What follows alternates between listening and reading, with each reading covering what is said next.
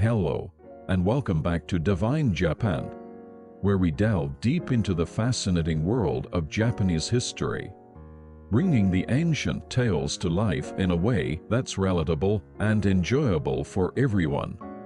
I'm your guide on this exciting journey through time, aiming to enlighten, entertain, and inspire with stories from Japan's rich cultural heritage.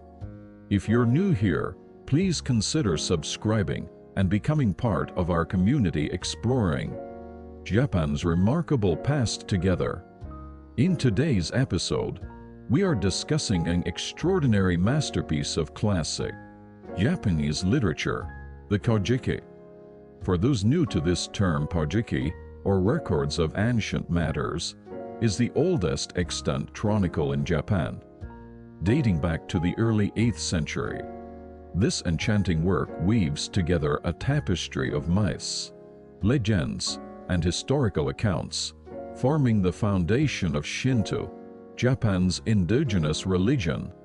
Kojiki gives us a glimpse into the world of gods, goddesses, and mystical creatures, as well as ancient emperors, and has shaped much of Japan's cultural, spiritual, and national identity. And now we present the final chapter of our series, Chapter 5 of the lower volume, titled Endings and New Beginnings, the Conclusion of Kojiki and Its Significance. As we draw the curtains on this epic saga, we'll discover the importance of the Kojiki's ending and its lasting impact on Japan's cultural landscape. So buckle up as we take our final journey back into the mesmerizing world of Kojiki.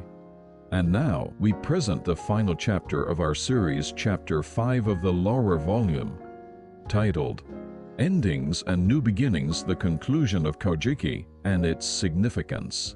As we draw the curtains on this epic saga, we'll discover the importance of the Kojiki's ending and its lasting impact on Japan's cultural landscape. So buckle up as we take our final journey back into the mesmerizing world of Kojiki. All right, fellow history enthusiasts, it's time to get back into the narrative of Kojiki. And what a story we have today. As we've journeyed together through these ancient records, we've encountered fantastic tales of gods and goddesses, heroic deeds, and monumental battles. Today, as we discuss the final chapter of the lower volume of the Kojiki, we're delving into some of the most compelling parts of Japan's ancient history. This last chapter is the culmination of all that we've explored in our series thus far. Here, we reach the end of the Age of the Gods, where we witness the profound transformation of the spiritual landscape of ancient Japan.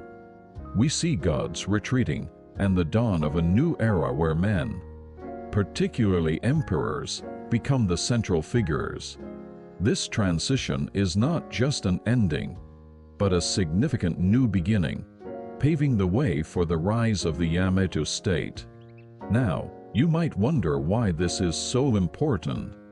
Well, this shift from the divine to the human echoes throughout Japanese history, profoundly influencing the nation's cultural identity and social order. It sets the stage for the transition to historical times, reflecting the consolidation of power in the hands of the human sovereigns. This very narrative helps explain the divine status of the imperial family in Japan, a belief that persisted through the ages. One particular legend we encounter in this final chapter is the tale of Emperor Jimmu, the mythical first emperor of Japan. Born from divine beings, Emperor Jimmu's conquest and consolidation of Japan not only established him as the founding father of the nation, but also embody this pivotal transition from the age of gods to the age of mankind. The story of Jimmu's rise is fraught with struggles, determination, divine guidance, and ultimately, victory. It's not just an epic tale of adventure. but also a powerful metaphor symbolizing the formation and unification of ancient Japan. So, as we delve into this tale, remember, we're not just witnessing the end of a mythological era. We're standing at the dawn of a new chapter, the beginning of historical Japan. According to legend, Emperor Jimmu, initially known as Prince Kamiyameto Iwarabeiko, embarked on a grand journey from the eastern regions of Japan towards the west, with the guidance of a divine three-legged crow, Yakagarasu. He faced numerous challenges, yet each hardship only made his resolve stronger, and his character shines as an epitome of courage, wisdom, and divine virtue. The crow led Prince Iwarabeiko to Yamato, an area often associated with the heartland of ancient Japan. There, after a series of battles against hostile tribes, and with divine assistance, he emerged victorious. It was on the first day of the first month that he ascended to the throne, marking the establishment of the Yamato dynasty and the start of recorded Japanese history. Through Jimmu's journey, we see a model of an ideal ruler who maintains a balance between the spiritual and material worlds, symbolizing the harmony between the divine and the earthly, a critical aspect of Shinto. By the end of this chapter, we have transitioned from a world of gods and goddesses to a more familiar world of human rulers. In this respect, the Kojiki serves not just as a repository of mythology, but also as a historical narrative depicting the rise of the Yamato state. The story of Emperor Jimmu is a fitting conclusion to the Kojiki. It's a tale that underscores the enduring connection between the divine and the earthly, the mythical and the historical, and sets the stage for the rest of Japanese history. It has helped shape the identity of a nation and continues to do so.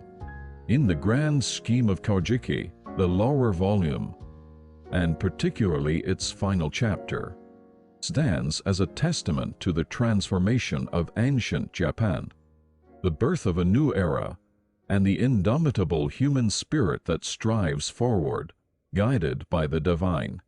And there you have it, the conclusion of our exploration into Kojiki, with the story of endings and new beginnings.